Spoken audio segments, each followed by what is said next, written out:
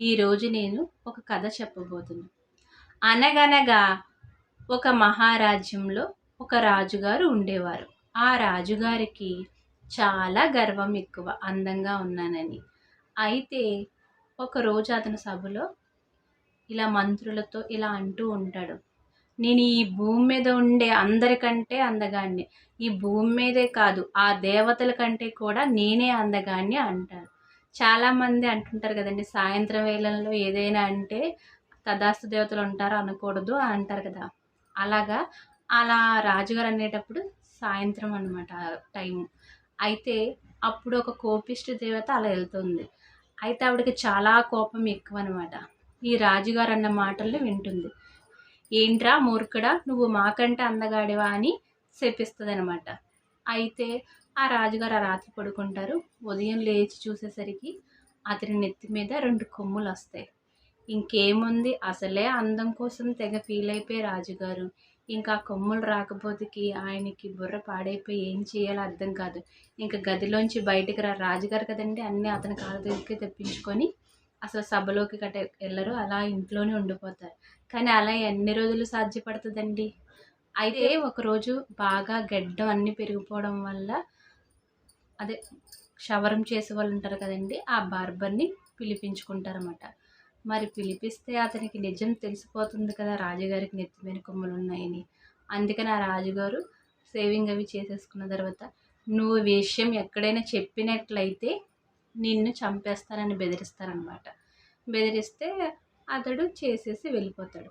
కానీ ఆ బార్బర్ ఎలాంటి వాడంటే, అతనికి ఏదైనా ఒక విషయం తెలిసిందంటే అది ఎవరికో ఒకరు చెప్తే కానీ తన కడుపుబ్బరం తీరదనమాట. అలాంటి వ్యక్తి. అయితే అనుకుంటాడు, ఇప్పుడు నేను ఎవరో ఒకరికి చెప్పాలి, కానీ చెప్తే రాజుగారు నన్ను చంపేస్తారు, ఏం చేయాలబ్బా అనుకుంటే అలా బయటికి వెళ్తూ ఒక చింత చెట్టు కనిపిస్తుంది. ఈ చెట్టు ఎవరితో చెప్పుద్దిలే అనుకొని రాజుగారికి కొమ్ములు వచ్చిన విషయం అంతా ఆ చెట్టుతో చెప్తాడు ఆ బార్బరు. చెప్పేసి అమ్మయ్య నా కడుపుబ్బరం తీరింది అనుకొని వెళ్ళిపోతాడు. అయితే ఒక పెద్ద గాలి తుఫాను వచ్చి ఆ చెట్టు విరిగిపోతుంది. అయితే ఆ ఆ కొమ్మల్ని అవి ఎవరో కొంతమంది ఇంట్లో వంటకు ఉపయోగించుకుంటారు. పెద్ద కర్రలతో డ్రమ్స్ చేసేవాళ్ళు అట్లా డ్రమ్స్కి ఉపయోగించుకుంటారు అనమాట. అయితే రాజుగారికి ఒకరోజు మ్యూజిక్ వినాలనిపించి, అంటే ఆయన గదిలోనే ఉంటారు, కింద నుంచి ప్లే చేయించమంటారు. అయితే ఈ బార్బర్ ఏ చెట్టుతో చెప్పాడో ఆ చెట్టుతో చేసిన డ్రమ్స్తో వాయిద్యం వాళ్ళు వస్తారనమాట. వచ్చి ప్లే చేస్తుంటే మన కథ కదండి, మనం నమ్మాలి. ఏమని వస్తుందంటే, రాజుగారికి కొమ్ములు వచ్చాయి, రాజుగారికి కొమ్ములు వచ్చాయి అని ఆ డ్రమ్స్ ప్లే చేస్తే వస్తాయన్నమాట. ఇంకేంటి, అది సభలో ప్లే చేస్తారన్నమాట. ఇంకా అందరికీ తెలిసిపోతుంది. ఇంకా రాజుగారికి మొహం చూపించుకోలేక ఎవ్వరికి చెప్పకుండా అడవిల్లోకి వెళ్ళిపోతారు. అలా కొద్ది రోజులకి రాజుగారి ప్రవర్తనలో మార్పు వస్తూ ఉంటుందన్నమాట. ఆ ప్రకృతిని చూస్తూ ఆస్వాదిస్తూ అక్కడ ఉన్న చెట్లను సంరక్షిస్తూ వాటిని ప్రకృతితో మమేకమైపోతూ జంతువులతోనూ ఆటలతోనూ చాలా బాగా ఉంటారనమాట.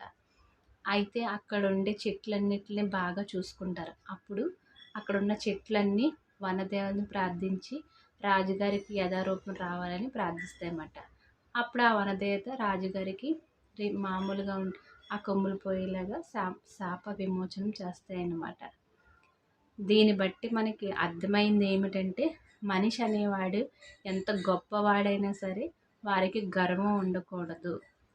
లాస్ట్లో ఏం జరిగింది, ఆ చెట్లు అవిని బాగా సంరక్షించడం వల్ల, అంటే ప్రేమించడం వల్ల, ప్రేమతో ఏదైనా సాధ్యమవుతుంది, కానీ గర్వం ఉంటే ఆ మనుషులకి నాశనం తప్ప ఇంకేమీ జరగదు అని ఈ కథ యొక్క అర్థం అనమాట. ఇది మా నేను 2003లో 10th చదివానండి. మా ఇంగ్లీష్లో ఫస్ట్ లెసన్ అనమాట.